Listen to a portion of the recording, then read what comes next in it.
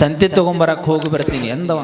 ಭಾಳ ಗಂಡ ಹೆಂಡತಿ ಅಟ್ಟೆ ಜಿಪ್ಪುನ ಇದ್ರು. ಹೆಂಡತಿ ಗಂಡ ಎಟ್ಟು ಜಿಪ್ಪುನದನ್ನ 10 ಬಡ್ಡಿ ಜಿಪ್ಪುನ ಇದ್ದು ಹೆಂಡತಿ ಗಂಡಂದ ಸಂತಿಗೆ ಹೋಗಿ ಬರ್ತೀನಿ ಸ್ವಲ್ಪ. ಹೌದ್ರಿ ಆಯ್ತು ಅಂತ ತಿಳ್ಕೊಂಡು ಹೇಳಿ ರಾತ್ರಿ ಹೇಳಿ ಮಲ್ಕೊಂಡ. ನಾನು ನಶಿಕನಾಗ ಹೋಗ್ತೀನಿ, ನಿನಗೆ ಎಬ್ಸೋದಿಲ್ಲ, ನೀ ಆರಾಮ್ ಎದ್ದೇಳು. ಆಯ್ತು ಅಂತ ತಿಳ್ಕೊಂಡು ಹೇಳಿ ನಶಿಕನ 4ಕ್ಕೆ ಎದ್ದ, ದೀಪ ಹಚ್ಚಿ ಹೊಂಟೈಮ. ಬಗಲಾಗ ಒಂದು ಚೀಲ ಇಟ್ಕೊಂಡು ಸಂತಿ ಮಾಡಕ್ ಹೊಂಟೈಮ. ನಶಿಕನ 4ಕ್ಕ ಎಲ್ಲಿ ಬಸ್ಸಿಗೆ ಹೋದ್ರ ಮಾತ್ರ ರೊಕ್ಕ ಕಟ್ಟೋದಾಕತಿ ಅಂತ ನಡ್ಕೊಂತ ಹೊಂಟಾನ. ಹೋದ ಒಂದು 4 ಕಿಲೋಮೀಟರ್ ಹೋಗಿದ್ನಂತ ನಡ್ಕೊಂತ ಸಂತಿ. ಪಟ್ಟನಂಗ್ ನೆನಪಾಯ್ತಂತ 4 ಕಿಲೋಮೀಟರ್ ಆದಗಳ. ಅಯ್ಯೋ ಯಪ್ಪ, ಮನ್ಯಾಗ ದೀಪ ಹಚ್ಚಿ ಬಂದೀನಿ, ಆರ್ಸಿನೇ ಇಲ್ಲ. ಹೇಳುತ್ತೇನೆ 4 ಕಿಲೋಮೀಟರ್ ಹೋದ ವಾಪಸ್ ಬಂದಂತ ಮನೆಗೆ. ವಾಪಸ್ ಬಂದವನ ಬಾಕ್ಲ ಬಿಡ್ತಾನೆ. ಪಟ್ಟಣ ತೆಗಿ ಏನು ಘಾತಾಗೈತಾನ ಹೇಳ್ತಾನ. ರೀ ಯಾಕೆ ಏನಾಗೈತಿ ಇಲ್ಲ ಪಟ್ಟಣ ಮೊದಲು ತೆಗಿ ಕದ ತೆಗಿ. ಯಾಕ್ರಿ ಏನಾಗೈತಿ? ಏನಿಲ್ಲ, ಹೋಗಬೇಕಾದ್ರೆ ದೀಪ ಹಚ್ಚೋಗಿನಿ, ಮತ್ತ ಅದನ್ನ ಆರಿಸಿನೇ ಇಲ್ಲ ಅಂತ ತಿಳ್ಕೊಂಡು ಗೊತ್ತಾಗಿಲ್ಲ. ಅದನ್ನ ನೋಡಿ ಆರಿಸಿ ಹೋಗ್ಬೇಕಂತ ಬಂದಿನಿ ರೀ. ನಾನ್ ನಿಮ್ ಹೇಳ್ತಿದ್ದೇನ್ರಿ, ನೀ ಬಾಗ್ಲ ದಾಟದ್ರೊಳಗ ದೀಪ ಆರಿಸಿ ಒಳ್ಳೆ ಮಕ್ಕೊಂಡಿನಿ ಅಂತ. ಅದು ಆಕೆ ಏನು ಕೇಳ್ಬೇಕು ರೀ? ನೀವು 4 ಕಿಲೋಮೀಟರ್ ನಡ್ಕೊಂತ ಹೋಗಿರಿ. ಹೌದು 4 ಕಿಲೋಮೀಟರ್ ಹೆಂಗ್ ಬಂದ್ರಿ ನಡ್ಕೊಂತ? ಮತ್ತೆ ಚಪ್ಪಲಿ ಅಂತ ಕೇಳಿದಂತ. ಎಟ್ರು ಸೋದಿರ್ಬೇಕು ಚಪ್ಪಲಿ. ಅವ ಅಂದ, ಹುಚ್ಚುಗೋಟಿ ನಿನಕ್ಕಿಂತ ಶಾನೆ ಇದ್ದೀನ, ಬಗಲಾಗಿ ಇಟ್ಕೊಂಡು ಬಂದಿನ. ಹೊಳ್ಳೆ ಬರ್ಬೇಕಾದ್ರೆ ಅಂದ ಅವ ಚಪ್ಪಲಿ. ಹೋಗ್ಬೇಕಾದ್ರೆ ಹಾಕೊಂಡು ಹೋಗಿದ್ದೆ ಅಂತ, ಬರ್ಬೇಕಾದ್ರೆ ಬಗಲಾಗಿ ಇಟ್ಕೊಂಡ್ ಬಂದಿದ್ದ ಅಂತ ಜಿಪ್ಪುಂಡ್ರಿ ಅಪ್ಪ. ಮತ್ತೆ ನೀವು ನಾಳೆ ಹಂಗ ಮಾಡ್ರಿ ಸಂತಿ. ಹಾಗೇನಲ್ಲ, ಎಲ್ಲ ನಶ್ವರ ಅದ. ಇರುವುದರೊಳಗಾಗಿ 4 ಜನರಿಗೆ ಹಿತವನ್ನು ಬಯಸಿ ಹೋಗ್ತಕ್ಕಂತಹ ಪ್ರಯತ್ನವನ್ನ, ಶರಣರ ಬದುಕಿದ ಜೀವನವನ್ನ ನಾವೆಲ್ಲರೂ ಬದುಕೋಣ ಅನ್ನುವಂತಹ ಮಾತುಗಳನ್ನ. ವರ್ಷ ಬಾದ ಗುರುಗಳು ಶಿಷ್ಯನ ಮನೆಗೆ ಹೋದ್ರು. ಶಿಷ್ಯನ ಮನೆಗೆ ಹೋಗಿ ಹೊರಗೆ ಶಿಷ್ಯ ಪಾದ ತೊಳ್ಕೊಂಡ. ಒಳಗೆ ಹೋದ್ರು, ಪಾದ ಪೂಜೆ ಮುಗೀತು. ಹೋಗ್ತೀನಿ ಅಂದ್ರು ಗುರುಗಳು. ಯಪ್ಪ, ಪ್ರತಿ ವರ್ಷ ಪ್ರಸಾದ ಮಾಡ್ಲಾರೆ ಹೋಗೋದಿಲ್ಲ, ನೀವು ಈ ಸರನು ಪ್ರಸಾದ ಮಾಡ್ಕೊಂಡ ಹೋಗ್ಬೇಕು. ಹೌದಾ? ಆಯ್ತು, ಹಾಗಾದ್ರೆ ಸ್ನಾನಕ್ಕೆ ರೆಡಿ ಮಾಡಿ, ಜಳಕಕ್ಕೆ ರೆಡಿ ಮಾಡಿ, ಪೂಜೆಗೆ ರೆಡಿ ಮಾಡಿ ಅಂತ ಹೇಳಿ ಶಿಷ್ಯ ಹೇಳಿದ ತಕ್ಷಣ ಶಿಷ್ಯ ಭಕ್ತಿಯಿಂದ ಶ್ರದ್ಧೆಯಿಂದ ಗುರುಗಳ ಸ್ಥಾನಕ್ಕೆ ಮಜ್ಜನಕ್ಕೆ ರೆಡಿ ಮಾಡಿದ, ಪೂಜೆಗೆ ರೆಡಿ ಮಾಡಿದ. ಗುರುಗಳ ಸ್ಥಾನ ಮುಗಿತು, ಶಿವ ಪೂಜೆ ಮುಗಿತು. ಶಿವ ಪೂಜೆ ಎಲ್ಲ ಮುಗಿದಗಳನ್ನೇ ಗುರುಗಳು ಮುಂದೆ ತಾಟಿಟ್ಟಗಳನ್ನೇ ಎಲ್ಲ ತಂದು ಅಡಿಗೆ ಮಾಡಿ ಗುರುಗಳು ಮುಂದೆ ಅಡಿ ಮಾಡ್ತಿರು. ಗುರುಗಳ ತಾಟ ಹಂಗ ಅವತ್ತ ಭಕ್ತ ಎಲ್ಲ ಪ್ರಸಾದ ತಂದು ಪಂಚ ಪಕ್ವಾನಗಳನ್ನು ಗುರುಗಳ ಎಡಿಬಟ್ಟಲಕ್ಕೆ ಎಡಿ ಮಾಡಿದ. ಗುರುಗಳಿಗೆ ನೀಡುವುದು ಅನ್ನಬಾರ್ದು, ಎಡಿ ಮಾಡೋದು ಅನ್ನಬೇಕು. ಗುರುಗಳಿಗೆ ಸಂಸ್ಕಾರ. ಎಡಿ ಮಾಡಿದ ಬಳಿಕ ಪ್ರಸಾದ ತಗೊಳ್ಳೋ ಗುರುಗಳು ಶಿಷ್ಯನಿಗೆ ಹೇಳಿದ್ರಂತೆ, ಏನ ಪ್ರಸಾದ ಮಾಡುದಿಲ್ಲ ಅಂದ್ರು ಗುರುಗಳು. ಒಮ್ಮಲಿಗೆ ಜಂಗಮರು, ಯಪ್ಪ ಹಿಂಗ್ಯಾಕ್ ಮಾಡ್ತೀರಿ ಯಪ್ಪ? ಏನರೇ ತಪ್ಪಾದ್ರೆ ಹೇಳ್ರಿ, ತಿದ್ದುಕೊಳ್ಳುತ್ತೇವೆ. ನೀವು ಪ್ರಸಾದ ಮಾಡ್ಲಾರೆ ಹಾಗೆ ಹೋಗಿಬಿಟ್ರ ಮನೆಗೆ ಶಾಪ ತಡ್ತೈತಿಯಪ್ಪ. ನೀವು ಹಂಗ್ ಮಾಡ್ಬೇಡ್ರಿ, ಪ್ರಸಾದ ಮಾಡ್ಲೇಬೇಕು. ಇಲ್ಲ ಆಗೋದಿಲ್ಲ, ಪ್ರಸಾದ ಮಾಡೋದಿಲ್ಲ ಅಂದ್ರೆ ಮಾಡೋದು ಅಲ್ರಿಪ್ಪ. ಏನರೇ ತಪ್ಪಾಗೈತಂದ್ರೆ ಹೇಳ್ರಿ, ತಿದ್ದುಕೋತೀವಿ. ನೀವು ಜಂಗಮರು ಮನೆಗೆ ಬಂದ ಹಾಗೆ ಹೋಗಿಬಿಟ್ರ ಜಂಗಮ ಮುನಿದ್ರ ಸಾಕ್ಷಾತ್ ಶಿವ ಮುಣದಂಗ ಅಂತ ಹೇಳ್ತಾರೆಪ್ಪ. ನೀವು ಹಾಗೆ ಹೋಗ್ಬಿಟ್ರ ಶಾಪ ತಡತೈತಿಪ್ಪ. ಹಂಗ ಮಾಡ್ಬೇಡ್ರಿ, ಪ್ರಸಾದ ಮಾಡ್ರಿ. ಏನಾರೆ ತಪ್ಪಾದ್ರೆ ಹೇಳ್ರಿ, ನಮಗ ತಪ್ಪಾಗೈತಿ ಅಂತ ಹೇಳಿ ನಾವು ತಿದ್ದುಕೊಂಡು ನಮಗ ದಂಡಿಸಿ ನಮಗ ಶಾಪ ಕೊಟ್ಟು ಹೋಗ್ಬೇಡ್ರಿಪ್ಪ. ನಾವು ತಪ್ಪಾಗಿದ್ದನ್ನ ತಿದ್ದುಕೊಂತೀವಿ, ನೀವು ಪ್ರಸಾದ ಮಾಡಿ ಹೋಗ್ಲೇಬೇಕು, ಹಾಗೆ ಹೋಗ್ಬೇಡ್ರಿ. ಇಲ್ಲ ಮಾಡುದಿಲ್ಲ ಅಂದ್ರೆ ಮಾಡುದಿಲ್ಲ ಅಂತ ಗುರುಗಳು ಹಠ ಹಿಡಿದು. ಭಕ್ತ ಕೇಳಿದ, ಯಪ್ಪ ಹಿಂಗ್ಯಾಕ್ ಮಾಡಾಕತ್ತೀರಿ?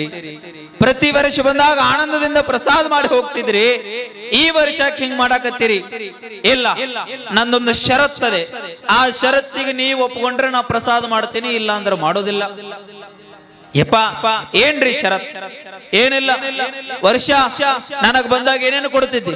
ಯಪ್ಪ ಒಂದ್ ಚೀಲ ಜೋಳ ಕೊಡ್ತಿದ್ಯಾ, ಒಂದ್ ಚೀಲ ಗೋಧಿ ಕೊಡ್ತಿದ್ಯಾ, ಮ್ಯಾಲಿ 10,000 ರೂಪಾಯಿ ಕಾಣಕ ಕೊಡ್ತಿದ್ಯಾ. ಮತ್ತ ನಾ ಬರ್ಲಾರ್ದ ಎಷ್ಟು ವರ್ಷ ಆಯ್ತು? ಯಪ್ಪ 10 ವರ್ಷ ಆಯ್ತು. 10 ವರ್ಷದ ಒಮ್ಮಲಿಗೆ ಕೊಟ್ರ ಊಟ ಮಾಡ್ತೀನಿ, ಇಲ್ಲ ಅಂದ್ರೆ ಮಾಡೋದಿಲ್ಲ ಅಂದ್ರಂತ ಅವ್ರ ಜಂಗಮ. ಇವ ಅಂದ, ಯಪ್ಪ ಮೊದಲೇ ಬರಗಾಲ, ಮನೆಯೊಳಗೆ ಉಣ್ಣೋದಕ್ಕೆ ಏನೂ ಇಲ್ಲ. ವರ್ಷದ ಹಿಂದೆ ಮಗನ ಮದುವೆ ಮಾಡಿ ಕೈಯೆಲ್ಲ ಖಾಲಿಯಾಗ್ಯದ. 6 ತಿಂಗಳ ಹಿಂದ ನನ್ನ ಹೆಂಡತಿ ಸತ್ತು ಮನೆಯೆಲ್ಲ ಖಾಲಿ ಆಗ್ಯದಪ್ಪ, ಏನೂ ಇಲ್ಲ. ಮನೆಯೊಳಗೆ ಈ ಘಟನೆ ನಡೆದಿದ್ದ ಕಾರಣಕ್ಕಾಗಿ ನಿಮ್ಮನ್ನ ಕರ್ಕೊಂಡು ಬಂದೀನಿ. ಯಪ್ಪ, ಈ ವರ್ಷಟ್ಟು ಪ್ರಸಾದ ಮಾಡ್ರಿ, ಈ ವರ್ಷದಷ್ಟು ಕೊಡ್ತೀನಿ, ಮುಂದಿನ ವರ್ಷ ಬಂದಾಗ ಎಲ್ಲ ಕೊಟ್ಟು ಕಳಿಸ್ತೇನ್ರಿಪ್ಪ, ತಗೊಂಡು ಹೋಗಾಕತ್ರಿ. ಇಲ್ಲ, ಈ ವರ್ಷದ್ದೆಲ್ಲ ಎಲ್ಲ ಕೊಟ್ಟಾಗ ಊಟ ಮಾಡ್ತೀನಿ, ಇಲ್ಲಾಂದ್ರೆ ಮಾಡೋದಲ್ಲ. ಶಿಷ್ಯ ಕಣ್ಣೀರನ್ನ ಹಾಕಿ ಅಳತಾ ಅಳತಾ ಹೊರಗೆ ಬಂದ ನಿಂತ. ಇದನ್ನ ಯಾರು ನೋಡಿದ್ರು ಅಂದ್ರೆ ಶಶಿ ನೋಡಿದ್ರು. ಶಶಿ ಬಹಳ ಚಾಲು ಇದ್ಲು, ಬಹಳ ಶಾನೆ ಇದ್ಲು. ಶಶಿ ಕೇಳ್ತಾಳ, ಮಾವಾರ ಯಾಕೆ ಅಳಾಕತ್ತೀರಿ? ಏನಿಲ್ಲವಾ? ಗುರುಗಳು ನೋಡಿದ್ರೆ ಹಿಂಗಿಂಗ್ ಅನಾಕತ್ತಾರ, ಮನೆಯೊಳಗರೆ ಏನೂ ಇಲ್ಲ, ಎಲ್ಲಿಂದ ಕೊಡ್ಲಿ? ಈ ವರ್ಷದಷ್ಟು ಕೊಡ್ತೀನ್ರಿಪ್ಪ, ಮುಂದಿನ ವರ್ಷ ಬಂದಾಗ ಎಲ್ಲಾ ಕೊಡ್ತೀನಿ ಅಂದ್ರು. ಗುರುಗಳು ಕೇಳ್ತಾ ಇಲ್ಲ, ನನಗೆಲ್ಲಾ ಕೊಟ್ಟಾಗ ಪ್ರಸಾದ ಮಾಡ್ತೀನಿ, ಇಲ್ಲ ಅಂದ್ರ ಮಾಡುದಿಲ್ಲ ಅನ್ನಕತ್ತಾರ. ಜಂಗಮರಿಗೆ ನೀಡಿದ ಎಡ್ಡೆ ಬೆಟ್ಟಲದೊಳಗ ಪ್ರಸಾದ ಮಾಡ್ಲಾರ್ದಂಗ ಜಂಗಮರು ಹೋಗಿಬಿಟ್ರ ಮನೆಗೆ ಶಾಪ ತಡ್ತದ. ಏನು ಮಾಡ್ಲಿ ಅಂತ ತಿಳ್ಕೊಂಡು ದಿಕ್ಕು ದೋಚದ ಇದ್ದಾಗ ಕಣ್ಣಾಗ ನೀರು ಬರಾಕತ್ತಾವ. ತಂಗಿ ಏನು ಮಾಡ್ಲಿ ಮವರ? ಇದಕ್ಯಾಕೆ ಚಿಂತೆ ಮಾಡ್ತೀರಿ? ನೀವು ಹೊರಗೆ ಬರ್ರಿ, ನಾ ಒಳಗೆ ಹೊಕ್ಕಿ ನಂದ್ಲಕ್ಕಿ. ಯವ್ವ, ನನ್ನ ಮಾತ ಕೇಳಕತ್ತಿಲ್ಲ, ನಿನ್ನ ಮಾತೇನು ಕೇಳ್ತಾರ ಗುರುಗಳು. ಅಯ್ಯ ಮವರ, ನೀವು ಹೊರಗರೆ ಬರ್ರಿ, ನಾ ಒಳಗೆ ಹೊಕ್ಕಿ. ಬಹಳ ಶಾನೆ ಇತ್ತು ಶಿಷ್ಯ. ಹೇಳ್ತಾಳ, ಯಪ್ಪ ಅಪ್ಪಣೆ ಮಾಡ್ರಿ, ಪ್ರಸಾದ್ ತಗೋರಿ. ಎಷ್ಟ್ ಸರಿ ಹೇಳ್ಬೇಕು, ನಿಮ್ಮ ಅವಾಗ ಹೇಳಿನೇ ಇಲ್ಲ. ಅಟ್ ಕೊಟ್ರ ಮಾಡ್ತೀನಿ, ಇಲ್ಲಾಂದ್ರೆ ಮಾಡೋದಿಲ್ಲ, ನಡಿ. ನನ್ನ ಷರತ್ತು ಒಪ್ಪುವಂದ್ರ ಮಾಡ್ತೀನಿ, ಇಲ್ಲಾಂದ್ರೆ ಮಾಡೋದಿಲ್ಲ, ನಡಿ. ಯಪ್ಪ, ನಿಮ್ ಷರತ್ತು ನಾವು ಒಪ್ಕೊಂಡೆ, ಆದ್ರ ನಮ್ಮದು ಒಂದು ಷರತ್ ಐತಿ ಅಂದ್ಲ. ನನ್ನ ಷರತ್ತಿಗೆ ನೀವು ಒಪ್ಕೊಂಡ್ರೆ ನಿಮ್ ಷರತ್ತಿಗೆ ನಾವು ಒಪ್ಕೊಂತೀವಿ. ಗುರುಗಳಂದ್ರು, ನಿಂದೇನು ಷರತ್ ಐತಿ ಹೇಳಿ ಬಿಡು, ಒಪ್ಕೊಂತೀವಿ. ಏನಿಲ್ರಿಪ್ಪ, ನಮ್ಮತ್ತಿ 6 ತಿಂಗಳಿಂದ ಮಣ್ಣಲ್ಲಿ ಮಣ್ಣಾಗಿ ಹೋದ್ಲು. ಹೋಗಬೇಕಾದ್ರ ನಮ್ಮತ್ತಿ ನಿಮ್ಮನ್ನ ನೆನಸಾಕತ್ತಿದ್ಲು. ಪ್ರತಿ ವರ್ಷ ಗುರುಗಳು ಮನೆಗೆ ಬರ್ತಿದ್ರ. ತಂಗಿ ಬಂದಾಗ ನಾ ಕೈಲೇ ಅಡಿಗೆ ಮಾಡಿದ್ನಂದ್ರ ಗುರುಗಳಿಗೆ ಎಷ್ಟು ಇಷ್ಟ ಅಂದ್ರ, ಒಂದು ಸಾರಿ ವರ್ಷಕ್ಕೊಮ್ಮೆ ಬಂದ್ರು ಅಂದ್ರ 10 ಹೋಳಿಗೆ ಉಣ್ತಿದ್ರು, 10 ಚಪಾತಿ ಉಣ್ತಿದ್ರು, 10 ಕರಿಗಡ ಉಣ್ತಿದ್ರು, ಮ್ಯಾಲ ಗೋಧಿ ಉಗ್ಗಿ ಹೊಡಿತಿದ್ರು, ಅನ್ನ ಸಾಂಬಾರ್ ಹೊಡೆದು ಆಮೇಲೆ ನಮಗ ಆಶೀರ್ವಾದ ಮಾಡಿ ಹೋಗಿದ್ರು ಅಂತ ನಮ್ಮ ಅತ್ತಿ ಹೇಳಕತ್ತಿದ್ದಳ್ರಿ. ಅಪ್ಪೋರೆ, ನೀವು ನಮ್ಮ ಮನೆಗೆ ಬರ್ಲಾರ್ದ 10 ವರ್ಷ ಆಗೈತ್ರಿ, ನಮ್ಮ ಮನ್ಯಾಗ ಏನು ಉಣ್ಲಾರ್ದ 10 ವರ್ಷ ಆಗೈತ್ರಿ. ನೀವು 10 ವರ್ಷದ ಒಮ್ಮಲಿಗೆ ಉಂಡ್ರೆ ನಾವು 10 ವರ್ಷದ ಒಮ್ಮಲಿಗೆ ಕೊಟ್ಟು ಕಳಿಸ್ತೇವೆ ಅಂದಕ್ಕೆ. ಇದಕ್ಕೆ ಯಾಕೆ ಚಪ್ಪಾಳೆ ಹೊಡಿತೀರಿ? ಅವ ಗುರುಗಳಂದ್ರು, ದಾರಿಗೆ ಬಂದ್ರವ್, ಏನಿಲ್ಲವಾ ಈ ವರ್ಷದಟ್ಟು ಕೊಡು, ಈ ವರ್ಷದಟ್ಟು ಉಂಡು ಹೊಕ್ಕಿನಿ ಅಂದ್ರವ ಗುರುಗಳು. ದಾರಿಗೆ ಬಂದ್ರವ. ಆಮೇಲೆ ಪ್ರಸಾದ ಸ್ಟಾರ್ಟ್ ಆಯ್ತು, ಉಣ್ಣಾಕ್ ಸ್ಟಾರ್ಟ್ ಮಾಡಿದ್ರು. ಏನು ಘಟನಾ ನಡೀತು ಅಂದ್ರ, ಶಶಿ ಎಲ್ಲವನ್ನ ನೀಡಿ ಮುಗಿದ ಬಳಿಕ ಹೊಗ್ಗಿ ಎಡಿ ಮಾಡಬೇಕಾದ್ರ ಶಶಿ ಕೈಯಾಂದ ಒಂದು ಉಂಗುರು ಗುರುಗಳ ತಾಟ್ನ್ಯಾಗ ಬಿದ್ದು. ಗುರುಗಳಂದ್ರು, ತಂಗಿ ಘಾತ ಆಯ್ತು. ಯಾಕ್ರಿ ಅಪ್ಪ? ಏನಿಲ್ಲ, ನನ್ನ ತಾಟ್ನ್ಯಾಗ ಏನು ಬೀಳ್ತೈತಿ ಯಾವುದು ಹೊರಗೆ ಬರೋದಿಲ್ಲ, ಎಲ್ಲ ಒಳಗ ಹೋಗ್ತೈತಿ, ಹಂಗಾಗಿ ಘಾತ ಆಯ್ತು ತಂಗಿ. ಯಪ್ಪ ಹಂಗ ಮಾಡ್ಬೇಡ್ರಿ, ಅಪರೂಪಕ್ಕ ನಮ್ಮಪ್ಪ ಹಾಕ್ಯಾನ, ನಾಳೆ ಎಲ್ಲೈತಿ ಅಂತ ಕೇಳಿದ್ರೆ ನಾ ಏನ್ ಹೇಳಿ? ಯಪ್ಪ ಹಂಗ ಮಾಡ್ಬೇಡ್ರಿ, ನನಗ ತಪ್ಪಿದ್ದಕ್ಕೆ ಆಶೀರ್ವಾದ ಶಪ ಕೊಡ್ಬೇಡ್ರಿ, ಆಶೀರ್ವಾದ ಮಾಡ್ರಿ. ಯಪ್ಪ ಹಂಗ ಮಾಡ್ಬೇಡ್ರಿ, ಅದನ್ನ ಕೊಡ್ರಿ. ಇಲ್ಲ ಒಮ್ಮೆ ತಾಟ್ನಾಗ ಏನ್ ಬೀಳ್ತೈತಿ ಎಲ್ಲ ಹೊಟ್ಟಾಗ ಹೋಗಬೇಕ ತಂಗಿ, ಹಂಗ ತಾಟ್ನಿಂದ ಹೊರಗೆ ಕೊಡಾಕ್ ಬರೋದಿಲ್ಲ. ಗುರುಗಳೇನು ವಿಚಾರ ಮಾಡ್ಯಾರ, ಅಲ್ಲರ ಬಂದಿಲ್ಲ ಇಲ್ಲರ ಹೊಡಿಬೇಕಂತ ವಿಚಾರ ಮಾಡ್ಯಾರ. ಆಮೇಲೆ ಶಶಿ ಅಂದ್ಲು, ಗುರುಗಳು ಒಪ್ಕೊಳ್ಳಿಲ್ಲ, ತೊಂದ ಬಿಟ್ರು ಒಳಗ ಪ್ರಸಾದ, ಬಂಗಾರ ಉಂಗ್ರನ ತಗೊಂಡ. ಶಶಿ ಅಂದ್ಲು, ಆಯ್ತು ಅಂತ ಹೇಳಿ ಇನ್ನು ಇತ್ತು ಬಾಕಿ ನೀಡುದು. ಹೊಗ್ಗೆಲ್ಲ ಮುಗಿತು. ಅನ್ನ ನೀಡಾಕ್ ಬಂದ್ಲು. ಅನ್ನ ನೀಡಾಕ್ ಬಂದಕ್ನೆ ಸೀದಾ ಅನ್ನದ ಚಮಚ ಗುರುಗಳ ತಾಟ್ನಾಗ ಪಟ್ಟನಂಗ್ ಬಿಟ್ಲಕ್ಕೆ. ಬಂಗಾರ ಉಂಗುರು ಬಿದ್ದಾಗ ಗುರುಗಳ ಘಾತ ಆಗೈತಂದ್ರು, ಚಮಚೆ ಬಿದ್ದಾಗ ಶಶಿ ಹೇಳಿದಂತ ಯಪ್ಪ ಘಾತ ಆಯ್ತು ಅಂದ್ಲಿಕ್ಕಿ. ಯಾಕ ತಂಗಿ ಏನಾಯ್ತು? ನಿಮ್ಮಪ್ಪಿದ್ದ ಅದಕ್ಕೆ ವಾರಸುದಾರ, ಅವ ಹೋದ ಬಳಿಕ ನೀ ಆಗಿ, ನೀ ಹೋದ ಬಳಿಕ ನಿನ್ನ ಮಗ ಅಕ್ಕನ, ನಿನ್ನ ಮಗ ಹೋದ ಬಳಿಕ ನಿನ್ನ ಮೊಮ್ಮಗ ಅಕ್ಕನ. ಶಾಶ್ವತ ಅಲ್ಲ ಯಾವ ಫಲ, ಯಾವ ಮನೆ, ಯಾವುದೂ ಸಹಿತ ನಿನಗೆ ನೆಚ್ಚಿಗೆ ಸಂಸಾರ ಅಲ್ಲ, ಶಾಶ್ವತ ಅಲ್ಲ ಅಂತ ತತ್ವಪದಕಾರರು ಹೇಳ್ತಾರೆ. ಯಾರ ಹೊಲ ಯಾರ ಚೆನ್ನಾಗಿ ಅರ್ಥ ಆಗಿತ್ತು. ಎಲ್ಲವೂ ಸಹಿತ ನಶ್ವರ. ಅವ್ರು ಯಾವುದು ತಮಗಾಗಿ ಇಟ್ಕೊಳ್ಳಿಲ್ಲ ಸ್ವಾಮಿ. ಜಂಗಮ ಶರಣ ಬಸವರಲ್ಲಿ ಬಂದು ಕೇಳುತ್ತಾನೆ, ಯಪ್ಪ ಶರಣ, ಯಪ್ಪ ಶರಣ, ನಂದು ವಾರದೊಳಗ ನನ್ನ ಮಗಳ ಮದುವೆ ಅದ, ಮನೆಯೊಳಗ ಹಣ ಇಲ್ಲ, ಮದುವೆ ಮಾಡೋದಕ್ಕ ಯಪ್ಪ 1,000 ಬೇಕು, ಯಪ್ಪ 1,000 ಬೇಕು, ನೀ ಕೊಡ್ಲೇಬೇಕು ಅಂತ ಹಠ ಮಾಡಿದ ಜಂಗಮ. ಬಹಳ ಬಡತನದ ಮನೆತನ ಶರಣರದು, ಶ್ರೀಮಂತಿಕೆಯ ಮನೆತನ ಏನಲ್ಲ, ಅರಸು ಸುಪ್ಪತ್ತಿಗೆಯನ್ನೇರಿ ಕುಳಿತುಕೊಳ್ಳುವ ಮನೆತನ ಏನಲ್ಲ, ಆದರೆ ಕಡುಬಡವರೂ ಅಲ್ಲ. ಅವತ್ತಿನ ಕಾಲ ಬಹಳ ಬಡತನದ ಸ್ಥಿತಿ. 3 ಹೊತ್ತು ಅನ್ನಕ್ಕಾಗಿ ಬಡದಾಡುವ ದಿನಗಳಲ್ಲಿ 1000 ವರಗಳನ್ನ ಕೇಳುತ್ತಾನೆ ಜಂಗಮ ಶರಣ ಬಸವರಿಗೆ. ಜಂಗಮರ ಮಾತನ್ನು ಮೀರದ ಶರಣ ಬಸವರು ಹೇಳುತ್ತಾರೆ ಜಂಗಮನಿಗೆಪ್ಪ, ನನ್ನ ಕಡೆ ಅಷ್ಟು ಇಲ್ಲ, ನಾನು ಏನು ಮಾಡಲಿ? ಶರಣರಿಗೆ ಜಂಗಮ ಹೇಳುತ್ತಾನೆ ಶರಣ ಬಸವರಿಗೆ, ಯಪ್ಪ ನೀ ಏನು ಮಾಡ್ತಿ ಗೊತ್ತಿಲ್ಲ, ನನಗೊಟ್ಟು 1000 ರೂಪಾಯಿ ಕೊಟ್ರೆ ನಾ ಹೊಕ್ಕಿನಿ, ಇಲ್ಲ ಅಂದ್ರೆ ನಿನ್ನ ಮನೆ ಮುಂದೆ ನಾನು ಸಾಯ್ತೀನಿ ಎಂದ ಜಂಗಮ.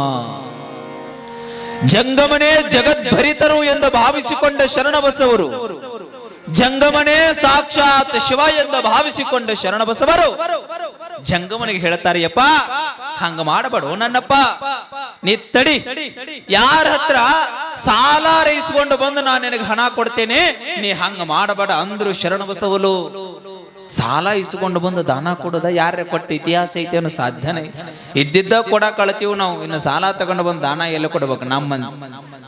ಶರಣ ಬಸವರಂದ್ರು, ಯಪ್ಪ ನಾ ಯಾರ ಹತ್ರ ಹೋಗಿ ಸಾಲ ರೈಸ್ಕೊಂಡು ಬಂದು ನಿನಗೆ ಕೊಡ್ತೀನಿ, ನೀ ಏನು ಚಿಂತೆ ಮಾಡಕ್ ಹೋಗ್ಬೇಡ ಜಂಗಮ, ನೀನೊಂದು ಹೋಗಿಬಿಟ್ರ ಸಾಕ್ಷಾತ್ ಶಿವ ನೊಂದಂಗೋ ಯಪ್ಪ, ನೀ ನೊಂದ್ಕೋಬೇಡ, ನಾ ನಿನಗೆ ತಂದು ಕೊಡ್ತೀನಿ ಅಂತ ಶರಣ ಬಸವರು ಅರಳ ಗುಂಡಗಿಯ ಮನೆಗೆ ಹೋಗುತ್ತಾರೆ. ಮನೆಗೆ ಹೋಗಿ ಸಾಲವನ್ನು ಕೇಳ್ತಾರೆ. ಯಾರು ಸಹಿತ ಶರಣ ಬಸವರಿಗೆ 1 ರೂಪಾಯಿ ಹಣ ಕೊಡೋದಿಲ್ಲ. ಶರಣ ಬಸವರು ಮನಸ್ಸಿನಲ್ಲಿ ಗೊಂದಲ. ಮನೆಯಲ್ಲಿ ಜಂಗಮ ಕುಳಿತುಕೊಂಡಿದ್ದಾನೆ. ಜಂಗಮನಿಗೆ ನಾನು ಹಣ ತೆಗೆದುಕೊಂಡು ಬರ್ತೀನಿ ಅಂತ ಹೇಳೀನಿ. ಜಂಗಮ ಏನಾದ್ರೂ ಸಿಟ್ಟಾಗಿಬಿಟ್ರ ಸಾಕ್ಷಾತ್ ಶಿವ ಸಿಟ್ಟಾದಂಗ ನನ್ನ ಸೇವೆಗೆ ಭಂಗ ಬಂದಂಗಾಗತ್ತ. ಹಾಗಾಗಿ ಜಂಗಮನೇ ಗುರು ಎಂದು ತಿಳಿದುಕೊಂಡ ಶರಣ ನಾನು, ಹಾಗಾಗಿ ಜಂಗಮನನ್ನ ಹಾಗೆ ಕಳಿಸಬಾರದು ಅಂತ ತಿಳ್ಕೊಂಡು ಹೇಳಿ ಅರಳಗುಂಡಗಿ ಒಳಗ ಒಂದು ಸಾವುಕಾರ ಮನೆಗೆ ಹೋಗುತ್ತಾರೆ. ಸಾವುಕಾರ ಮನೆಗೆ ಹೋಗಿ ಕೇಳ್ತಾರ ಶರಣ ಬಸವರು, ಸಾವುಕಾರ ನಮ್ಮ ಮನೆಯೊಳಗ ಜಂಗಮರು ಬಂದು ಕುಳಿತುಕೊಂಡಾರ, 1000 ರೂಪಾಯಿಯನ್ನ ಅವ್ರು ಕೇಳಕತ್ತಾರ. ನಿಮ್ಮ ಮನೆಯೊಳಗ 1,000 ರೂಪಾಯಿ ಇದ್ರ ಕೊಡ್ರಿ, ನಾ ಹೊಳ್ಳೆ ನಿಮಗ ತಂದು ಮುಟ್ಟಿಸ್ತೇನೆ ನಿಮ್ಮ ಹಣ ಅಂತಂದ್ರು ಜಂಗಮರಿಗೆ ಶರಣ ಬಸವರು ಸಾವುಕಾರನಿಗೆ. ಸಾವುಕಾರಂದ, ನಾ ಯಾವತ್ತೂ ರೊಕ್ಕ ಹಂಗೆ ಕೊಡೋದಿಲ್ಲ, ನಾನು ಹತ್ರ ಏನಾರ ನೀವು ಪತ್ರ ತಂದು ಅಡ ಇಟ್ರೆ ನಿಮಗೆ 1000 ರೂಪಾಯಿ ಕೊಡ್ತೇನೆ, ಇಲ್ಲ ಅಂದ್ರೆ ಕೊಡೋದಿಲ್ಲ ಅಂದವ ಸಾವುಕಾರ. ಶರಣ ಬಸವರಂದ್ರು, ಯಪ್ಪ ನನ್ನ ಹತ್ರ ಏನೂ ಇಲ್ಲ, ನಾ ಏನಂತ ಕೊಡ್ಲಿ, ನಾನು ಜೀವ ನಿನಗೆ ಬರೆದು ಕೊಡ್ತೀನಿ ಹೊರತಾಗಿ ಆಸ್ತಿ ಅಂತಸ್ತುಗಳ ನನ್ನ ಹತ್ರ ಏನೂ ಇಲ್ಲ. ಹಂಗಂದ್ರೆ ರೊಕ್ಕ ಯಾವಾಗ ಮುಟ್ಟಿಸ್ತೀರಿ ಶರಣರ ಅಂತ ಕೇಳಿದ ಅವ ಸಾವುಕಾರ. ವಾಗ ಶರಣ ಬಸವರಂತಾರ, ಯಪ್ಪ ಆ ಶಿವ ಕೊಟ್ಟಾಗ ನಾನು ನಿನಗೆ ಬಂದು ಕೊಟ್ಟು ಮುಟ್ಟಿಸೊಕ್ಕಿನಿ ಎಂದ್ರು ಶರಣ ಬಸವರು. ಸಾವುಕಾರಂದ ಆಯ್ತು ಅಂತ ತಿಳ್ಕೊಂಡು ಹೇಳಿ ಅದೇ ಮಾತನ್ನ ಬರೆದು ಅವ್ರ ಕಡೆಯಿಂದ ಒಂದು ಸಹಿ ಹಾಕಿಸ್ಕೊಂಡು 1000 ರೂಪಾಯಿಯನ್ನು ಕೊಟ್ಟು ಕಳಿಸಿಬಿಟ್ಟ ಸಾವುಕಾರ. ಮನೆಯೊಳಗೆ ಜಂಗಮ ಅಳ್ತಾ ಕುಳಿತುಕೊಂಡಿದ್ದ. ಜಂಗಮನಿಗೆ ಬಂದು ಶರಣ ಬಸವರು 1000 ರೂಪಾಯಿ ಕೊಟ್ಟು ಹೇಳ್ತಾರೆ, ಯಪ್ಪ ನೀ ಹೋಗಿ ಮಗಳ ಮದುವೆ ಮಾಡು, ಆರಾಮಾಗಿರು, ಏನಾರ ಬೇಕಂದ್ರ ಮತ್ತೆ ಶರಣನ ಕಡೆ ಬಂದು ನೀ ತಗೊಂಡು ಹೋಗು ಯಪ್ಪ ಅಂದಂತ ಶರಣ ಬಸವ. 1000 ರೂಪಾಯಿ ಸಾಲ ತಗೊಂಡು ಬಂದು ದಾನ ಕೊಟ್ಟಾರ. ಮತ್ತ ಜಂಗಮರಿಗೆ ಹೇಳಕತ್ತಾರ, ಹಂಗೇನಾದ್ರೂ ಕಡಿಮೆ ಬಿದ್ರ ಮತ್ತ ಬಂದು ನೀವು ಕೇಳಿ ತಗೊಂಡು ಹೋಗ್ರಿ ಅಂತ ಶರಣ ಬಸವರು ಹೇಳ್ತಾರ. ಅಂದ್ರೆ ಎಂತ ಮಹಿಮಾ ಪುರುಷ ಕಂಠ ಶರಣ ಬಸವ, ಸಾಮಾನ್ಯ ಅಲ್ಲ. ಎಲ್ಲರಿಗೂ ಆ ಕಿಂಕರತ್ವ ಭಾವ ಬರ್ಲಿಕ್ಕೆ ಸಾಧ್ಯ ಇಲ್ಲ. ಎಲ್ಲದ ಭಾವವನ್ನು ತೊರೆದಂತಹ ಶರಣನಿಗೆ ಮಾತ್ರ ಬರಲಿಕ್ಕೆ ಸಾಧ್ಯ ಇದೆ ಹೊರತಾಗಿ ನಾವೆಲ್ಲ ಒಳಗಿಟ್ಟುಕೊಂಡು ಆ ಭಾವಕ್ಕೆ ಬಂದು ನಿಲ್ತೇವೆ ಅಂದ್ರೆ ಸಾಧ್ಯ ಇಲ್ಲ. ಎಷ್ಟೋ ತಿಂಗಳ ಕಳೀತು, ವರ್ಷ ಕಳೀತು, ಸೌಕಾರ ಮನೆಗೆ ಆಳ ಕಳಿಸಿದ ಶರಣಬಸವರ ಮನೆಗೆ. ಹೋಗು, ಶರಣರು 1,000 ರೂಪಾಯಿ ಇಸ್ಕೊಂಡಾರ, ಇನ್ನೂ ವರ್ಷ ಆಯ್ತು ಇನ್ನೂ ಕೊಟ್ಟಿಲ್ಲ, ಅವ್ರ ಮನೆಗೆ ಹೋಗಿ ಅವ್ರ ಮನೆ ಮುಂದೆ ಕುಂತು 1,000 ರೂಪಾಯಿ ಇಸ್ಕೊಂಡ ಬಾ ಅಂದ ಸೌಕಾರ. ಹೋಗಿ ಆಳು ಸೌಕಾರ ಹೆಂಗ್ ಹೇಳ್ತಾನ ಹಂಗ್ ಕೇಳಲೇಬೇಕು. ಹೋದ, ಶರಣರ ಹತ್ರ ಕೈ ಮುಗದ, ಯಪ್ಪ ಸೌಕಾರ ತಮಗ 1,000 ರೂಪಾಯಿ ಕೊಟ್ಟಾರಂತ, ಅವ್ರು ಸೌಕಾರು 1,000 ರೂಪಾಯಿ ಇಸ್ಕೊಂಡ್ ಬಾ ಅಂತ ಹೇಳ್ಯಾರ, ಮನಿಯೊಳಗ್ ಕುಂತು ಇಸ್ಕೊಂಡ್ ಬಾ ಅಂದಾರ, ಕೊಟ್ರ ಮನಿ ಬಿಟ್ಟು ಹೊರಗೆ ಬಾ ಅಂದಾರ, ಇಲ್ಲ ಅಂದ್ರ ಮನಿ ಹೊಸ್ತಲ ಮುಂದ ನೀ ಕುಂಡ್ರು ಅಂತ ಹೇಳ್ಯಾರ. ಯಪ್ಪ ಮತ್ತ 1,000 ರೂಪಾಯಿ ಕೊಡ್ತೀರೇನ್ರಿ ಯಪ್ಪ? ಬಡ ಶರಣ, ಮನೆಯಲ್ಲಿ ಉಣ್ಣೋದಕ್ಕೇನೂ ಇಲ್ಲ, ಕೊಡ್ತೇನೆ ಅಂದ್ರೆ ಮನೆಯೊಳಗೆ ಹಣ ಇಲ್ಲ. ಶರಣ ಬಸವರು ಹೇಳ್ತಾರೆ, ಯಪ್ಪ ಇನ್ನೊಂದ್ ಸ್ವಲ್ಪ ದಿನ ತಾಳ ಕೇಳು, ಆ ಶಿವ ಕೊಟ್ಟ ಅಂತಂದ್ರ ಹಿಂಗ ಬಂದು ಸೌಕಾರ ಕೊಟ್ಟು ಬಿಡ್ತೀನಿ. ಆಗೋದಿಲ್ರಿ, ಇಸ್ಕೊಂಡ ಬಾ ಅಂತ ಹೇಳ್ಯಾರ, ನೀವು ಕೊಡ್ಲೇಬೇಕು ಅಂದವು. ಆಳು ಶರಣರಂದ್ರು, ಯಪ್ಪ ನನ್ನ ಹತ್ರ ಹಣ ಇಲ್ರಿ, ಜಂಗಮರಿಗಾಗಿ ಕೊಟ್ಟು ಬಿಟ್ಟೀನಿ, ನಾ ನಿಮಗ್ ಬಂದು ಮುಟ್ಟಿಸ್ತೀನ್ರಿಪ್ಪ, ಜಂಗಮರಿಗೆ ಸೇವಾ ಮಾಡೀನ್ರಿಪ್ಪ, ಜಂಗಮರ ಅಂದ್ರ ದೇವ್ರು ಅಂತ ತಿಳ್ಕೊಂಡಿನ್ರಿಪ್ಪ, ನಾನು ಜಂಗಮರಿಗೆ ಕೊಟ್ಟು ಬಿಟ್ಟಿನ್ರಿಪ್ಪ, ವಾಪಸ್ ಕೇಳಾಕ್ ಬರೋದಿಲ್ಲ, ನಮ್ಮ ಸಿದ್ಧಾಂತಕ್ಕೆ ವಿರೋಧ ಆಗ್ತದೆ, ಜಂಗಮನಿಗೆ ಒಮ್ಮೆ ಕೊಟ್ಟ ಬಳಿಕ ಮರಳಿ ಕೇಳಬಾರ್ದ್ರಪ್ಪ, ನಿಮಗ ಬಂದು ನಾ ಮುಟ್ಟಿಸ್ತೇನ್ರಿಪ್ಪ, ಶಿವ ಯಾವಾಗ ನನಗ್ ಕೊಡ್ತಾನ ಅವಾಗ ಬಂದು ನಿಮ್ಮ ಮನೆಗೆ ಮುಟ್ಟಿಸಿ ನಾ ಹೊಕ್ಕಿನ್ರಿಪ್ಪ ಅಂದ್ರು ಶರಣರು. ಆಗುದಿಲ್ಲ ಕೊಟ್ಟ ಅಂದ್ರ ಹೋಗ, ಇಲ್ಲಂದ್ರ ಹೋಗುದಿಲ್ಲ. ರಾತ್ರಿ ಆಯ್ತು, ಮಲ್ಕೊಂಡ್ರು, ಆಳು ಮಲ್ಕೊಂಡ, ಶರಣರು ಮಲ್ಕೊಂಡ್ರು, ಸೌಕಾರ ಮನೆಯೊಳಗ ಮಲ್ಕೊಂಡ. ನಸುಕಿನ ಜಾವ ಸಾಕ್ಷಾತ್ ಶಿವ ಸೌಕಾರನ ಸ್ವಪ್ನದೊಳಗೆ ಹೋಗುತ್ತಾನೆ. ಸಾಕ್ಷಾತ್ ಶಿವ ಸೌಕಾರನ ಕನಸಿನೊಳಗಡೆ ಹೋಗಿ ಸೌಕಾರಿಗೆ ಹೇಳ್ತಾನೆ, ಹುಚ್ಚು ಸೌಕಾರ, ಯಾರನ್ನ ಹೋಗಿ ನೀನು ಬಡ್ಡಿ ಸಮೇತ ಹಣ ಕೇಳ್ತಾ ಇದ್ದೀಯೋ ಸೌಕಾರ, ನಿನಗೆ ಹುಚ್ಚಿಗಿಚ್ಚಿ ಹಿಡ್ದೈತೇನು? ಶರಣಬಸವ ಎಂದರೆ ಶಿವನ ತದ್ರೂಪ ಅಂತ ನಾವು ಕರಿತೇವೆ. ಅಂತ ಶರಣನಿಗೆ ಮನೆಗೆ ಆಳ ಕಳಿಸಿ ನೀ ಕೊಡ್ಲೇಬೇಕು ಅಂತ ಹೇಳಿ ಶರಣನ ಮನಸ್ಸನ್ನ ನೋಯಿಸಾಕತ್ತೀಯಲ್ಪ ಸೌಕಾರ, ಹಿಂಗ್ಯಾಕ್ ಮಾಡಕತ್ತೀಯೋ ಹುಚ್ಚು ಸೌಕಾರ, ಹಿಂಗ್ ಮಾಡಬೇಡ, ಹೀಗೆ ಮಾಡಿದರೆ ಶರಣನ ಶಾಪಕ್ಕೆ ಗುರಿಯಾಗ್ತೀಯ ಅಂತೇಳಿ ಶಿವ ಹೇಳ್ತಾನ. ನಿನ್ನ ಹುಚ್ಚು ಸೌಕಾರನಿಗೆ, ನಿನ್ನ ಈ ಒಂದು ಭ್ರಮೆಗೆ, ನಿನ್ನ ಈ ಒಂದು ಸಂಪತ್ತಿಗೆ ನನ್ನ ಧಿಕ್ಕಾರ ಅಂತ ಹೇಳಿ ಸಾಕ್ಷಾತ್ ಶಿವ ಶರಣರ ಸಾಲವನ್ನ ಮುಟ್ಟಿಸ್ತಾನೆ. ಸಾಕ್ಷಾತ್ ಶಿವ ಶರಣರ ಸಾಲವನ್ನ, ಸಾಮಾನ್ಯ ಅಲ್ಲ, ಶರಣನಿಗೆ ಮುಟ್ಟಿಸ್ಲಿಕ್ಕೆ ಆಗೋದಿಲ್ಲ. ಶರಣ ಬಡವ, ಗುರುಲಿಂಗ ಜಂಗಮರು ತೃಪ್ತಿಗಾಗಿ ಹೋರಾಡುವ ಶರಣನ ಸಾಲವನ್ನ ಬಡ್ಡಿ ಸಮೇತ ಸಾಕ್ಷಾತ್ ಶಿವ ದರಳಿಗೆ ಬಂದು ಸೌಕಾರನ ಕನಸಿನೊಳಗಡೆ ಶರಣಬಸವರು ಬರೆದು ಕೊಟ್ಟ ಪತ್ರವನ್ನ ಈ ಕಡೆ ಇಸ್ಕೊಂಡು ತಗೋ ಈತ ಹಣವನ್ನ ಅಂತೇಳಿ ಆ ಪತ್ರವನ್ನ ಹರಿದು, ಸಾಕ್ಷಾತ್ ಶಿವ ಪತ್ರವನ್ನ ಹರಿದು ಹಣವನ್ನ ಕೊಟ್ಟು ಮಾಯವಾಗಿ ಹೋಗಿಬಿಟ್ಟ. ಬೆಳಗಿನ ಜಾವ ಎದ್ದು ಸೌಕಾರ ನೋಡ್ತಾನ, 1,000 ರೂಪಾಯಿ ಗಂಟಿತ್ತು. 1,000 ರೂಪಾಯಿ ಅಷ್ಟೇ ಇರ್ಲಿಲ್ಲ, ಆ 1,000 ರೂಪಾಯಿಗೆ ವರ್ಷಕ್ಕೆ ಎಷ್ಟು ಬಡ್ಡಿ ಆಗುತ್ತಲ್ಲ ಆ ಬಡ್ಡಿ ಸರಿ ಶಿವ ಕೊಟ್ಟು ಹೋಗಿದ್ನಂತ, ಬಡ್ಡಿ ಸರಿ ಶಿವ ಕೊಟ್ಟು ಹೋಗಿದ್ನಂತ. ಆ ಪತ್ರ ಎಲ್ಲ ಹರಿದು ಬಿದ್ದಿತ್ತು. ಸೌಕಾರ ಓಡೋಡಿ ಹೋಗಿ ಶರಣನ ಪಾದಕ್ಕೆ ಬೀಳ್ತಾನ.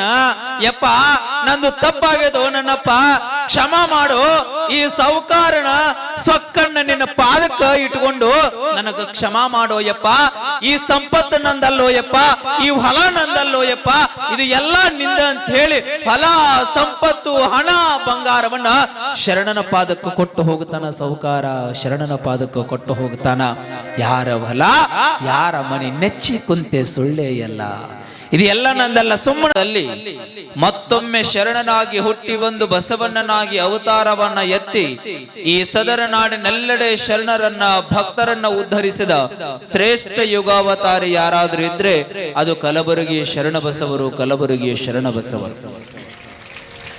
ತನ್ನ ಜೀವನದ ಉದ್ದಗಲಕ್ಕೂ ಸಹಿತ ತನಗಾಗಿ ಏನು ಇಟ್ಟುಕೊಳ್ಳಿಲ್ಲ. ಪುಣ್ಯ ಪುರುಷ, ಗಳಿಸ್ಬೇಕು, ಮನೆಯೊಳಗೆ ಇಡಬೇಕು, ಬಂದ ಮಡದಿಗೆ, ಮಕ್ಕಳಿಗೆ, ಅಣ್ಣ ತಮ್ಮರಿಗೆ, ಬೀಗರು ಬಿಜ್ಜರಿಗೆ ಗಳಿಸಿ ಕೊಡಬೇಕು ಅಂತ ಎಂದೂ ಸಹಿತ ಕೊಡಲಿಲ್ಲ.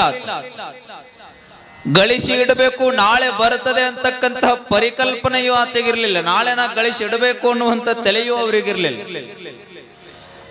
ಅದಕ್ಕಾಗಿ ಹೇಳ್ತಾರೆ ಶರಣರು, ಈಸಕ್ಕೆ ಆಸೆ ನಮಗೆ ಕಯ್ಯ, ಮಾರಯ್ಯ ಪ್ರಿಯ ಅಮರೇಶ್ವರ ಲಿಂಗಕ್ಕೆ ದೂರ ಮಾರಯ್ಯ.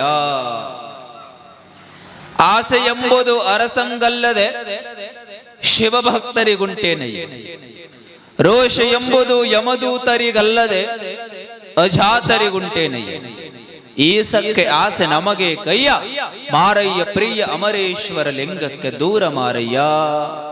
ಶರಣರಷ್ಟು ಚಲೋ ಹೇಳ್ತಾರ. ನಮಗ ಶರಣರು ಏನು ಸಂದೇಶ ಕೊಟ್ಟು ಹೋದ್ರು ಅಂದ್ರ, 5ಕ್ಕೆ ಲಕ್ಕಮ್ಮ ಮತ್ತು 5ಕ್ಕೆ ಮಾರಯ್ಯ ಅಂತ ಶರಣ ದಂಪತಿಗಳು 12ನೇ ಶತಮಾನದಲ್ಲಿ. ಪ್ರತಿದಿನ ಗಂಡನ ಕಾಯಕ ಏನಾಗಿತ್ತು ಅಂದ್ರೆ, ಅಕ್ಕಿಯನ್ನ ಯಾರು ಚೆಲ್ಲಿರ್ತಾರಲ್ಲ ಅವ್ರ ಮನೆ ಮುಂದೆ ಹೋಗಿ ಆ ಅಕ್ಕಿಗಳನ್ನ ಆಯ್ಕೊಂಡು ಬಂದು ಪಶು ಪಕ್ಷಿಗಳಿಗೆ ತಿನ್ನಿಸಿ ಆ ಉಳಿದ ಅಕ್ಕಿಯಿಂದ ಗಂಡ ಹೆಂಡತಿ ಅಡಿಗೆ ಮಾಡಿ ಉಣ್ತಿದ್ರಂತ ಅವ್ರ ದಿನ ಕಲ್ಯಾಣದೊಳಗೆ. ಒಂದು ದಿನ ಗಂಡ ಏನು ಮಾಡಿಬಿಡ್ತಾನ ಅಂದ್ರ, ಅಕ್ಕಿಯನ್ನ ಬಸವಣ್ಣನವರು ಶರಣರನ್ನ ಪರೀಕ್ಷೆ ಮಾಡಬೇಕು ಅಂತ ಬಹಳ ಅಕ್ಕಿಯನ್ನ ಚೆಲ್ಲ ಬಿಟ್ಟಿದ್ರು ಕಲ್ಯಾಣದೊಳಗೆ. 5ಕ್ಕೆ ಮಾರಯ್ಯನವ್ರು ಏನು ವಿಚಾರ ಮಾಡ್ತಾರ ಅಂದ್ರ, ಓ ಸ್ವಲ್ಪ ಯಾಕೆ ಆಯ್ಕೊಂಡು ಹೋಗ್ಬೇಕು, ನಾಳೆಗಟ್ಟೆ ಇವತ್ತ ಆಯ್ಕೊಂಡು ಹೋಗ್ಬಿಡೋಣ ಅಂತ ಹೇಳಿ 2 ದಿನ 3 ದಿನ ಆಗುವಷ್ಟು ಅಕ್ಕಿಯನ್ನ ಒಂದೇ ದಿನದಲ್ಲೇ ಆಯ್ಕೊಂಡು ಹೋಗಿ ಬಿಡ್ತಾರೆ. ಹೋಗಿ ಮಡದಿಯಾದ 5ಕ್ಕೆ ಲಕ್ಕಮ್ಮ ಮಾರಯ್ಯ ಹೀಗೆ ಹೋಗಿ ಮಾರಯ್ಯನವರು ಕೊಟ್ರು ಮಡದಿಗೆ, ತಗೋ ಅಂತ ತಿಳ್ಕೊಂಡು. ಮಡದಿಯಂದು ಇಷ್ಟಾಕ ಅಕ್ಕಿ ತಗೊಂಡು ಬಂದಿರಿ ಇವತ್ತ? ಇಲ್ಲ, ಕಲ್ಯಾಣದೊಳಗೆ ಬಹಳ ಅಕ್ಕಿಯನ್ನು ಚೆಲ್ಲಿದ್ರು, ನಾಳೆ ಯಾಕೆ ಹೋಗುದು ನಾಡಿದ್ದು ಯಾಕೆ ಹೋಗುದು ಅಂತ ತಿಳ್ಕೊಂಡು 3 ದಿನದ ಒಮ್ಮಲಿಗೆ ತಂದು ಬಿಟ್ಟಿನಿ ಅಂದ್ರೆ ಶರಣರು.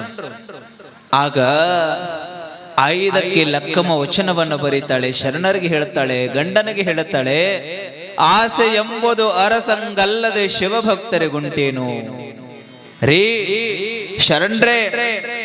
ಆಸೆ ಎಂಬುದು ಯಾರಿಗಿರ್ತೈತೆ ಅಂದ್ರೆ ರಾಜನಿಗಿರ್ತೈತೆ ಹೊರತಾಗಿ ಶಿವಭಕ್ತರಿಗಲ್ಲ. ರೋಷ ಎಂಬುದು ಯಮದೂತರಿಗಲ್ಲದೆ ಅಜಾತರಿಗುಂಟೇನಯ್ಯ. ರೋಷ ಎಂಬುದು ಯಮದೂತರಿಗಿರುತ್ತದೆ ಹೊರತಾಗಿ ನಿಮ್ಮಂತಹ ಸತ್ತು ಶರಣರಿಗಿರೋದಿಲ್ಲ. ಈಸಕ್ಕೆ ಆಸೆ ನಮಗೆ ಕಯ್ಯ, ಮಾರಯ್ಯ ಪ್ರಿಯ ಅಮರೇಶ್ವರ ಲಿಂಗಕ್ಕೆ ದೂರ ಮಾರಯ್ಯ. ನಮಗ ಇಷ್ಟ ಅಕ್ಕಿ ಬೇಡ, ಮೊದಲ ಪುನಃ ಹೋಗಿ ಇವನ್ನೆಲ್ಲವನ್ನ ಕಲ್ಯಾಣದೊಳಗೆ ಹಾಕಿ ಬರ್ರಿ, ನಮಗೆ ಎಷ್ಟು ಬೇಕು ಅಷ್ಟ ಅಕ್ಕಿ ಇಟ್ಕೊಂಡು ಉಳಿದೆಲ್ಲ ಅಕ್ಕಿಯನ್ನು ಪುನಃ ನೀವು ದಾಸೋಹಕ್ಕೆ ಕೊಟ್ಟು ಬರ್ರಿ ಅಂತ ಮಡದಿ ಎಲ್ಲ ಅಕ್ಕಿಯನ್ನ ದಾಸೋಹಕ್ಕೆ ಕಳಿಸ್ತಾಳಲ್ಲ. ಇದಕ್ಕೆ ದಾನ ಅನ್ಲಾರದೆ ಮತ್ತೆ ಯಾವುದಕ್ಕೆ ದಾನ ಅನ್ನಬೇಕು? 12ನೇ ಶತಮಾನದ ಎಲ್ಲ ಶರಣ ಪರಿಕಲ್ಪನೆಯ ಸ್ವರೂಪವೇ ಕಲಬುರಗಿಯ ಶರಣ ಬಸವೇಶ್ವರು. ಅವರು ಗಳಿಸಿಟ್ಟುಕೊಳ್ಳಬೇಕು, ಮಡದಿಗಾಗಿ ಮಕ್ಕಳಿಗಾಗಿ ಅರಮನೆಯನ್ನ ಕಟ್ಟಬೇಕು ಅಂತ ವಿಚಾರ ಮಾಡಲಿಲ್ಲ. ಅರಮನೆಯನ್ನ ಕಟ್ಟಿ ಆ ಅರಮನೆಯೊಳಗೆ ನಾನು ಆರಾಮಿರಬೇಕು ಅಂತ ಬಯಸಿದಾತ ಶರಣ ಅಲ್ಲ.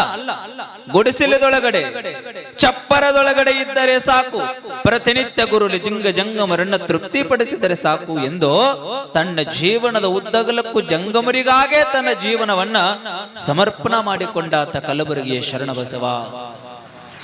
ಎಷ್ಟು ಗಳಿಸಿದರೇನು? ನಿಮಗೆ ಹೇಳಿದ ಉದಾಹರಣೆ ಸತ್ಯದ ಪರಿಕಲ್ಪನೆ. ಯಾವುದೂ ಸಹಿತ ನಮ್ಮ ಜೊತೆಗೆ ಬರಲಿಕ್ಕೆ ಸಾಧ್ಯ ಇಲ್ಲ. ಮಡದಿಯನ್ನೊಳಗೊಂಡು, ಮಕ್ಕಳನ್ನ ಒಳಗೊಂಡು, ಆಸ್ತಿ ಅಂತಸ್ತನ್ನ ಒಳಗೊಂಡು ಯಾವುದೂ ಸಹಿತ ನಮ್ಮ ಜೊತೆಗೆ ಬರಲಿಕ್ಕೆ ಸಾಧ್ಯ ಇಲ್ಲ. ನೀವು ತಿಳ್ಕೊಂಡಿರಿ, ಎಲ್ಲರೂ ಬರ್ತಾರ, ಸತ್ಯ ಹೇಳುತ್ತಾನೆ, ಯಾರೂ ಬರ್ಲಿಕ್ಕೆ ಸಾಧ್ಯನೇ ಇಲ್ಲ.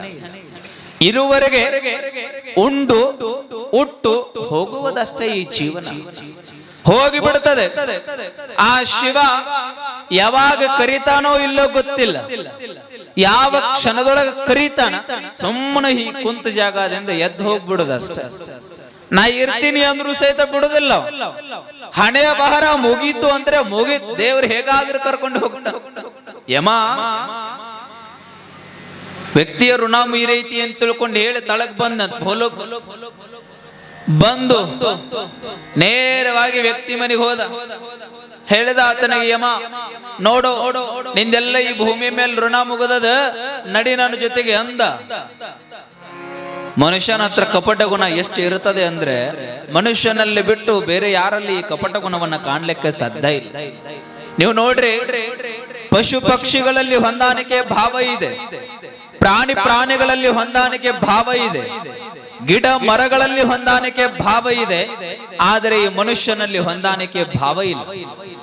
ಅಣ್ಣಗ ತಮ್ಮನ ಕಂಡ್ರ ಆಗೋದಿಲ್ಲ, ತಮ್ಮಗ ಅಣ್ಣನ ಕಂಡ್ರ ಆಗೋದಿಲ್ಲ. ಇವರೆಲ್ಲ ಒಂದೇ ತಾಯಿ ಹೊಟ್ಟೆ ಒಳಗೆ ಹುಟ್ಟಿದವರು, ಮತ್ತೆ ಬೇರೆದವರಲ್ಲ. ಪಶು ಪಕ್ಷಿಗಳು ಎಂದೂ ಸಹಿತ ತಾರತಮ್ಯವನ್ನ ಮಾಡಿಲ್ಲ. ಅವೇನಾದ್ರೂ ಒಂದು ತುತ್ತ ಕಂಡು ಅಂತಂದ್ರ ಅವರ ಬೀಗರನ್ನೆಲ್ಲರನ್ನ ಕರೆದು ಒಂದು ಹೊತ್ತು ಊಟ ಉಣ್ತಾವ ಪಶು ಪಕ್ಷಿಗಳು. ಕಾಗಿ ಒಂದಗಳ ಕಂಡಡಗಿ ಕೂಗಿ ಕರೆಯುವುದು ತನ್ನ ಕುಲವನ್ನೆಲ್ಲ, ಕೋಳಿ ಒಂದು ಕುಟುಕ ಕಂಡಡೆ ಕೂಗಿ ಕರೆಯುವುದು ತನ್ನ ಕುಲವನ್ನೆಲ್ಲ ಅಂತ ಶರಣರು ಹೇಳ್ತಾರೆ. ನಾವೆಲ್ಲ ಮನುಷ್ಯರ ಹೆಂಗಂದ್ರ ಒಂದ್ ಕಾಳ ಕಂಡುತ್ತು ಅಂದ್ರೆ ಕಾಗಿ ಎಲ್ಲಾ ತನ್ನ ಬೀಗರನ್ನ, ಮಕ್ಕಳನ್ನ, ಗಂಡನನ್ನ, ಮಡದೆಯನ್ನ ಎಲ್ಲರನ್ನ ಕರ್ಕೊಂಡು ಒಂದ ಕಾಳಿನೊಳಗೆ ಹಂಚಿಕೊಂಡು ತಿಂತದ. ಈ ಮನುಷ್ಯ ಮುಂದ 1000 ಚೀಲ ಒಬ್ಬನಿಗೆ ಇಟ್ಟರು ಸಹಿತ ಇನ್ನೂ 1000 ಚೀಲ ಬೇಕು ಅನ್ನುವಂತ ಮನುಷ್ಯ ಮಾತ್ರ ಹೊರತಾಗಿ ಪ್ರಾಣಿಯಲ್ಲ. ಮನುಷ್ಯ ಈತನಿಗೆ ಮಿತಿ ಇಲ್ಲ, ಇನ್ನು ಬೇಕು ಬೇಕು ಬೇಕು. ಯಮ ಒಯ್ಯೋದಕ್ಕೆ ಬಂದ. ಈ ಮನುಷ್ಯ ಸ್ವಾರ್ಥಿ. ಓ ಯಮ ನನ್ನ ಒಯ್ಯಕ್ ಬಂದಾನ, ಏನರೆ ಮಾಡ್ಬೇಕಂತ ಹೇಳಿ ಯಮನಿಗೊಂದು ದೊಡ್ಡ ಸಿಂಹಾಸನ ಹಾಕಿದ. ಯಪ್ಪ ಇದರ ಮೇಲೆ ಕುಂಡ್ರು, ಒಂದು 10 ನಿಮಿಷ ವಿಶ್ರಾಂತಿ ತಗೋ, ಅಡ್ಡಾಡಿ ರಗಡಾಗೈತಿ ನಿನಗೆ. ನೋಡ್ರಿ ಮನುಷ್ಯನ ಹತ್ರ ಎಷ್ಟು ವಿಚಾರ ಬುದ್ಧಿ ಇರ್ತೈತಿ. ಯಮನಿಗೆ ಹೇಳಕತ್ತಾನ ಈ ಮನುಷ್ಯ, ಅವನಿಗೆ ಬುದ್ಧಿವಾದ ಹೇಳಕತ್ತಾನ.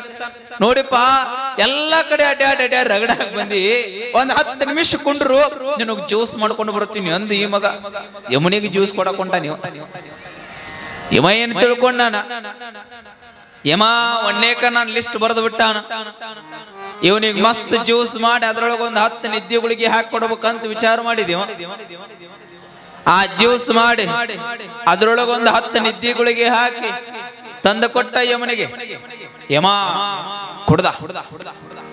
ಕುಡ್ದ ತಕ್ಷಣ, ಅಲ್ರಿ 1 ನಿದ್ದೆ ಗುಳಿಗೆ ತಗೊಂಡ್ರೆ ಬೆಳಗ್ಗೆ 10 ಕೇಳುಪಕ್ಕಿ ನಾವು 10 ನಿದ್ದೆ ಗುಳಿಗೆ ತಗೊಂಡ್ರೆ ಯಮ ಅವನ ಪರಿಸ್ಥಿತಿ ಏನಾಗ್ಬಾರ.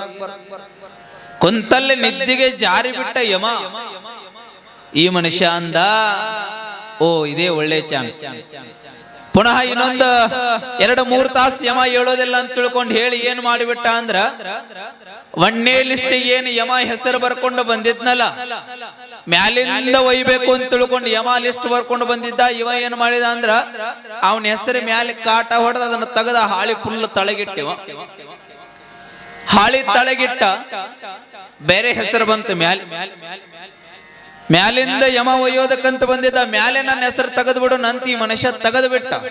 ತೆಗೆದು ಎಲ್ಲಾರ್ಕಿಂತ ತಳಗ ಬರದ ತನ್ನ ಹೆಸರನ್ನು ಬರದು ಯಮ 4-5 ತಾಸು ಬಳಿಕ ಎದ್ದು ಹೇಳ್ತಾನ, ಏನು ಮಾರಾಯ, ಎಂತಹ ಒಳ್ಳೆ ಗುಣ ಐತಿ ನಿನ್ನ ಕಡೆ.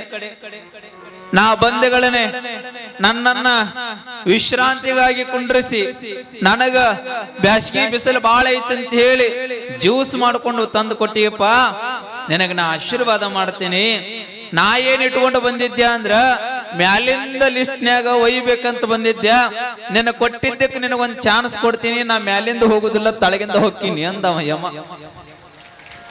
ಹಣೆ ಬರಹ ಮುಗೀತು ಅಂದ್ರೆ ಆ ಬರೆದ ಬ್ರಹ್ಮನಿಂದಲೂ ಸಹಿತ ಅಳಿಸಲಿಕ್ಕೆ ಸಾಧ್ಯ ಇಲ್ಲ ಅಂತ ಹಣೆ ಬರಹವನ್ನು ಸದ್ಗುರುನಾಥ ಬದಲಿಸಬಲ್ಲನೆ ಹೊರತಾಗಿ ಬರೆದ ಬ್ರಹ್ಮನಿಂದಲೂ ಹಣೆ ಬರಹವನ್ನು ಬದಲಿಸಲಿಕ್ಕೆ ಸಾಧ್ಯ ಇಲ್ಲ.